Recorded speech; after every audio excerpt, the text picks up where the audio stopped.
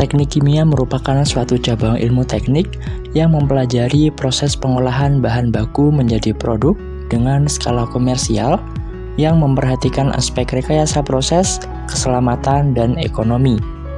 Seorang insinyur teknik kimia atau proses engineer akan merancang dan mengembangkan proses pembuatan suatu produk dengan meningkatkan kualitas dari produk itu sendiri ataupun berinovasi untuk membuat produk baru. Tak hanya itu, seorang proses engineer juga dituntut untuk membuat produk yang lebih efisien, hemat biaya, dan tentunya tetap mengutamakan keselamatan dan kesehatan. Untuk berkarir di bidang teknik kimia, tentunya kita harus memahami ruang lingkup dan standar profesi teknik kimia.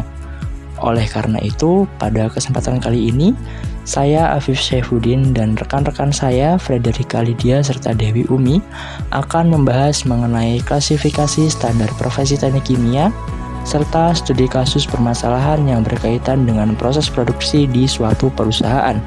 Selamat menyaksikan.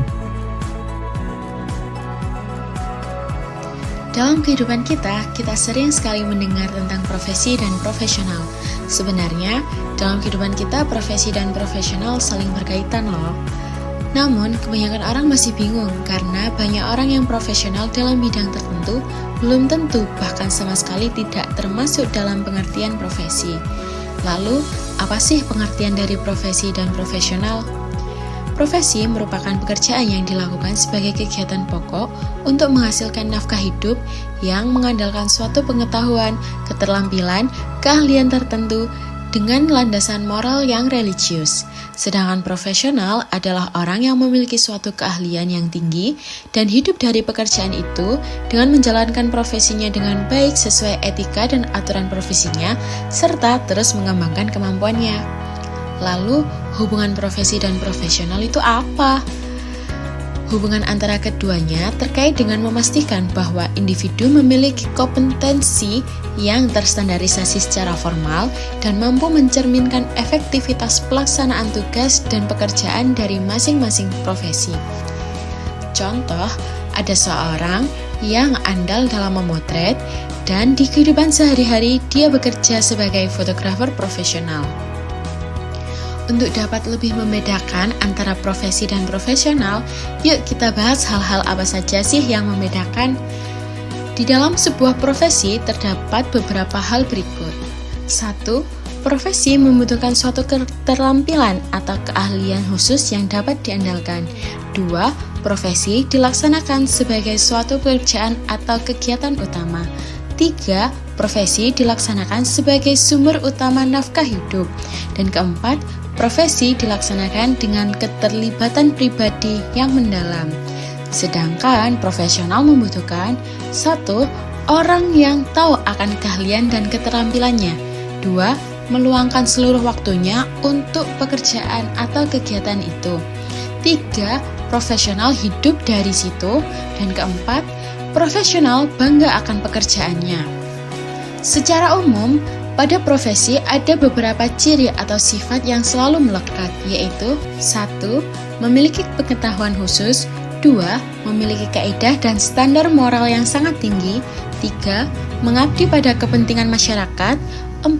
Memiliki izin khusus untuk menjalankan suatu profesi. Dan kelima, kaum profesional biasanya menjadi anggota dari suatu profesi. Adapun beberapa ciri profesionalisme yaitu 1. Profesionalisme umumnya memiliki sifat mengejar hasil yang sempurna. 2. Profesionalisme memerlukan kesungguhan dan ketelitian kerja. 3. Profesionalisme menuntut ketekunan dan ketabahan. 4. Profesionalisme memerlukan integritas tinggi yang tidak tergoyahkan. Dan kelima, profesionalisme memerlukan adanya keteguhan dalam pikiran dan perbuatan. Nah, dari semua penjelasan dan beberapa ciri dari profesi dan profesional, sebenarnya apa sih tujuannya? Tujuannya adalah mencapai standar profesi. Apa itu standar profesi? Standar profesi adalah pedoman yang harus digunakan sebagai petunjuk dalam menjalankan profesi secara baik, dan semua profesional dalam melaksanakan pekerjaannya harus sesuai dengan yang disebut standar ukuran profesi yang disebutkan. Menurut Undang-Undang Nomor 29 Tahun 2004, yang dimaksud dengan standar profesi adalah batasan kemampuan, yaitu knowledge, skill, dan professional attitude minimal yang harus dikuasai oleh seorang individu untuk dapat melakukan kegiatan profesionalnya pada masyarakat secara mandiri yang dibuat oleh organisasi profesi. Seiring dengan peran dan perkembangan industri yang semakin pesat di Indonesia, seorang sarjana teknik kimia tentunya banyak dibutuhkan di berbagai bidang industri untuk menopang perekonomian nasional. Industri, khususnya industri kimia yang dikembangkan di Indonesia, antara lain diarahkan untuk penyokong bidang pertanian seperti pupuk dan pestisida, pengolahan hasil hutan seperti pada industri pulp dan kertas, hasil minyak bumi dan gas alam pada produksi LPG, CNG, dan juga polimer, penyediaan bahan baku untuk industri lain seperti asam sulfat dan juga etanol, serta industri gas seperti oksigen dan nitrogen. Melihat perkembangan industri di Indonesia, maka ruang lingkup profesi keteknik kimiaan diklasifikasikan menjadi 6, yaitu penelitian proses, pengembangan proses, rekayasa proses, analisis ekonomi, rekayasa proyek dan konstruksi, serta operasi pabrik. Penelitian proses. Penelitian proses merupakan penelitian awal yang dilakukan di laboratorium yang bertujuan untuk meneliti kelayakan suatu proses baru dari segi teknis dan ekonomis.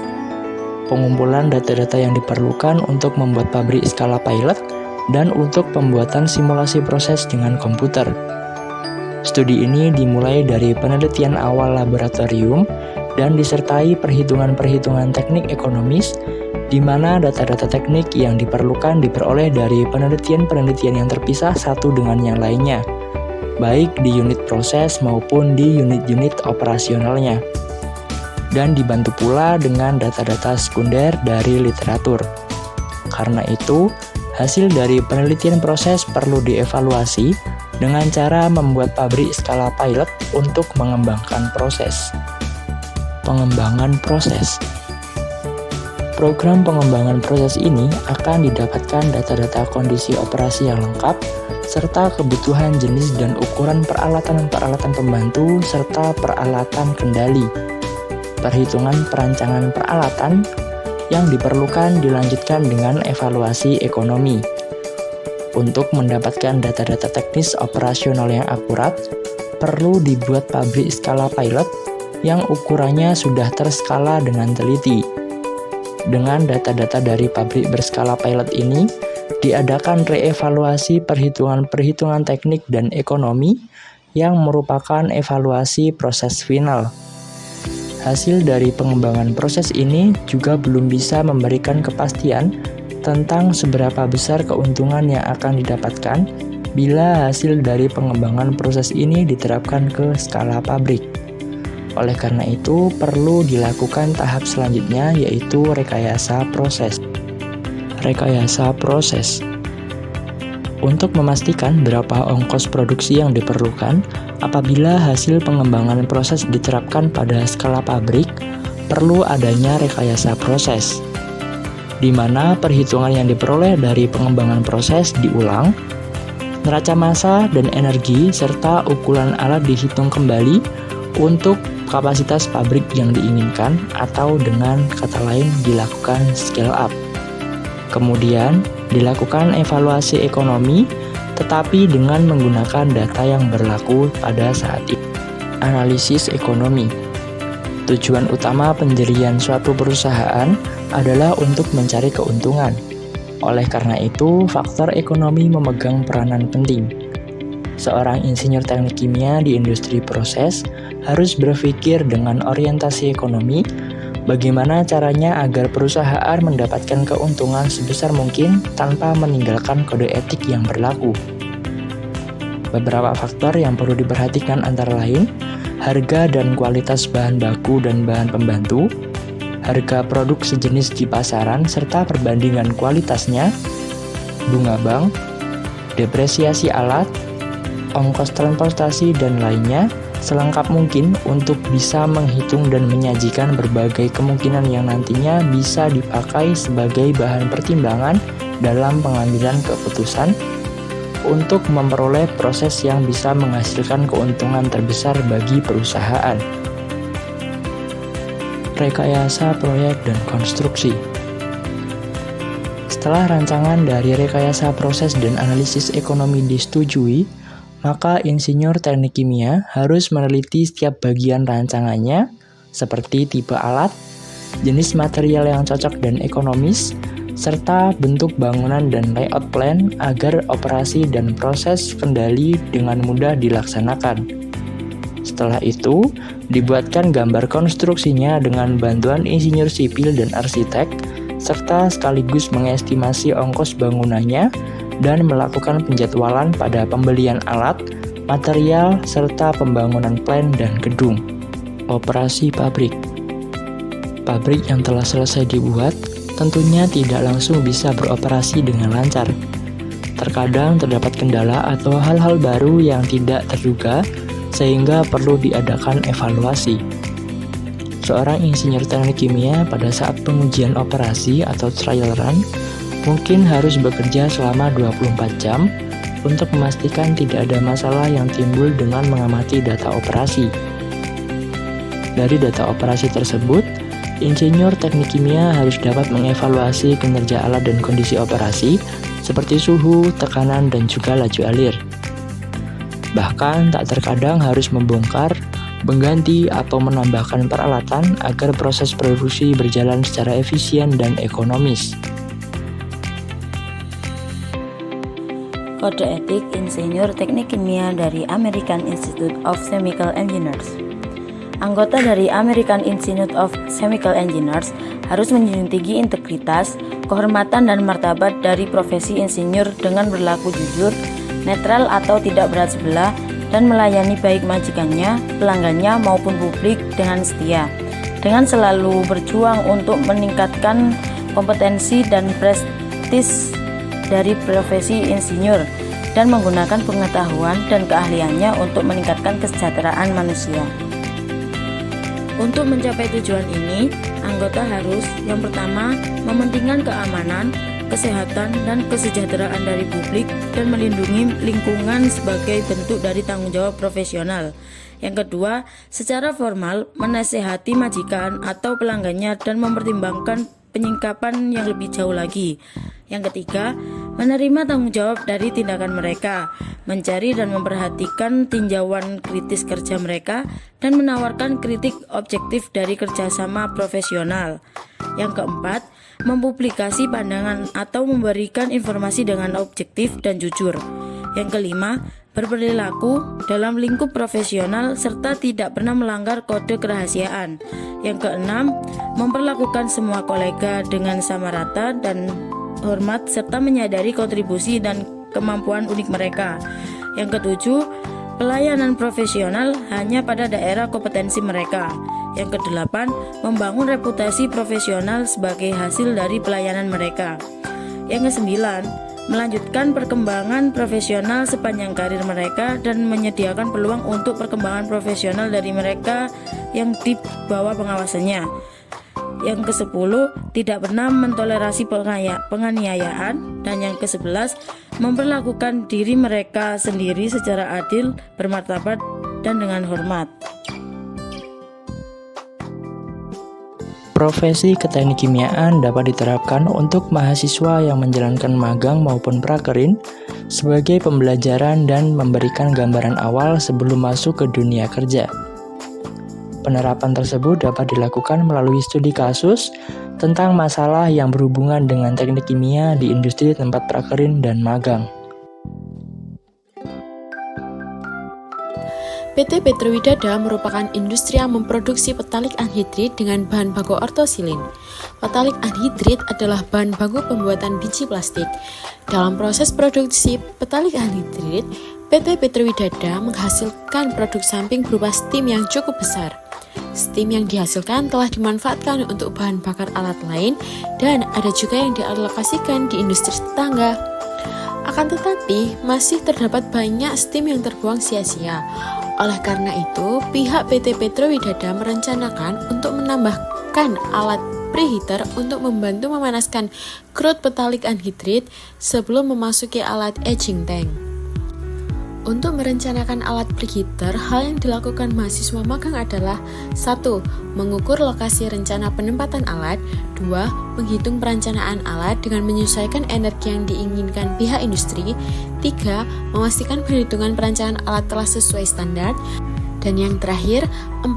Menghitung saving energi pada aging tank akibat adanya preheater nanti. Dari hasil perhitungan yang telah dilakukan mahasiswa magang, pihak pabrik masih perlu melakukan evaluasi hingga didapatkan hasil yang sesuai. Dari studi kasus ini, saya sebagai mahasiswa magang menyadari bahwa standar profesi dalam pemecahan masalah di setiap pabrik berbeda, dan keahlian kita di bidang teknik kimia perlu dikembangkan lagi agar nantinya dapat menunjang karir kita di masa depan. Pada plant asam sulfat dan utilitas di PT Petrokimia Gresik, terdapat beberapa kasus yang berkaitan dengan teknik kimia. Di antaranya adalah penyaringan belerang cair yang tidak maksimal, serta gas SO3 yang keluar dari stek menuju pembuangan memiliki kadar yang melebihi standar mutu lingkungan yang ditetapkan. Proses penyaringan atau filtrasi pada plant asam sulfat dilakukan untuk memisahkan kotoran pada belerang cair menggunakan horizontal leaf filter. Proses ini merupakan bagian yang sangat penting karena akan berpengaruh pada proses selanjutnya, yaitu pembakaran belerang, proses reaksi, dan komposisi produk yang dihasilkan. Untuk memperkecil ukuran filter, dilakukan pelapisan dengan menggunakan tanah diatomik. Proses penyaringan yang tidak maksimal dapat disebabkan karena lapisan tanah diatomik yang kurang rapat maupun terjadinya sumbatan pada filter sehingga terjadi overload. Untuk mengatasi masalah tersebut, dilakukan pemeriksaan pada lapisan tanah diatomik. Dipastikan lapisan tanah diatomik sudah rapat dan merata. Selain itu, juga dilakukan penggantian tanah diatomik dan pembersihan filter secara berkala untuk menghindari adanya overload pada peralatan filter. SO3 merupakan produk dari reaksi SO2 dengan udara di dalam SO2 converter bertipe fixed multibed reactor. Gas SO3 dengan campuran sisa oksigen dan nitrogen selanjutnya dialirkan menuju ke menara absorber untuk diserap dan direaksikan dengan asam sulfat stok sehingga menjadi oleum. Gas-gas yang tidak bereaksi kemudian dialirkan menuju ke cerobong atau stek untuk dibuang. Gas SO3 yang keluar dari stek menuju pembuangan memiliki kadar yang melebihi standar mutu lingkungan yang ditetapkan. Gas SO3 yang dibuang ke atmosfer dapat menyebabkan hujan asam di lingkungan pabrik maupun sekitar pabrik. Hujan asam tersebut dapat menyebabkan korosi terutama pada peralatan yang terbuat dari logam. Dari masalah tersebut, operator melakukan evaluasi di dua peralatan, yaitu SO2 converter dan menara absorber. Dari evaluasi tersebut didapatkan bahwa terdapat masalah pada menara absorber yang tidak dapat menyerap SO3 secara maksimal, sehingga perlu dilakukan penanganan. Tahapan penanganan yang dilakukan meliputi: pertama, memeriksa packing di dalam menara apakah terjadi sumbatan atau kerusakan pada packing. Sumbatan pada packing dapat disebabkan oleh kotoran atau keramik yang pecah sehingga menutupi jalur kontak antara gas dan liquid di dalam menara. Solusi yang dapat dilakukan adalah membersihkan kolom packing dan mengganti packing yang pecah dengan yang baru. Kedua, evaluasi gas liquid ratio. Pada pengoperasian kolom absorber, perlu dilakukan evaluasi mengenai rasio gas dan cairan yang berkontak di dalam kolom. Kurangnya laju cairan, dalam hal ini adalah asam sulfat yang masuk ke dalam kolom, akan menyebabkan gas SO3 yang bereaksi menjadi oleum hanya sedikit, sehingga banyak SO3 yang dapat lolos ke stek.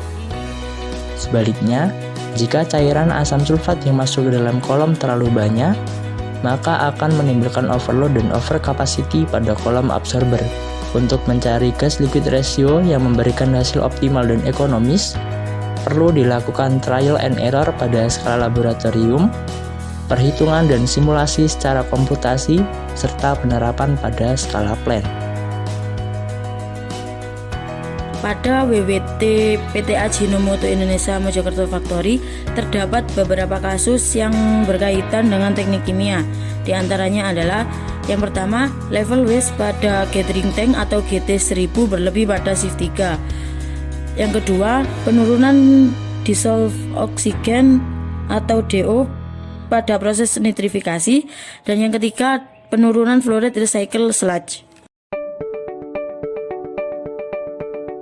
Pada WWTP PT Ajinomoto Indonesia Mojokerto Factory, ketentuan pada gathering tank untuk tangki GT1000 adalah tangki yang memiliki kapasitas 1000 kg dengan level minimum sebesar 30% dan level maksimum sebesar 80% dari kapasitas tangki.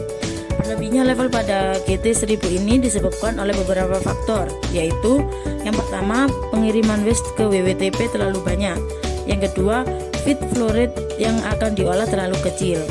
Dengan berlebihnya level GT1000 ini dapat menyebabkan BDN atau biological denitrification, menampung serta memproses limbah lebih dari yang seharusnya yang menyebabkan proses pengolahan limbah kurang optimal. Cara mengatasi jika level berlebih ada beberapa cara, yaitu yang pertama, menghubungi pengirim waste. Yang kedua, mengatur feed fluoride.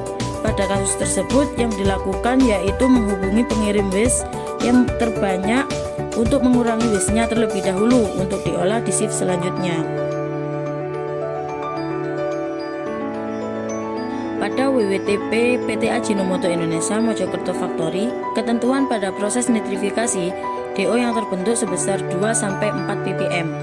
DO mengalami penurunan bisa disebabkan oleh beberapa hal berikut, yaitu yang pertama, bukaan valve tidak tepat. Yang kedua, blower mengalami kerusakan. Cara yang dapat dilakukan untuk mengatasi DO yang mengalami penurunan yaitu yang pertama, mengatur bukaan blower dengan cara memperbesar atau memperkecil bukaan blower sesuai kebutuhan secara manual. Yang kedua, memperbaiki blower. Pada kasus tersebut diketahui bahwa terjadi penurunan DO, maka yang dilakukan yaitu memperbesar valve blower sebanyak 1 gerigi. Pada WWTP PT Ajinomoto Indonesia Mojokerto Factory, ketentuan fluoride pompa recycle sludge atau RS yaitu sebesar 40-120 kL per jam. Saat bukaan sludge sudah diperbesar namun fluoride tidak meningkat, maka ada beberapa faktor penyebabnya, yaitu yang pertama, terdapat penyumbatan pada strainer pompa RS. Yang kedua, pompa RS yang sudah usang, dan yang ketiga, pompa RS mengalami kerusakan.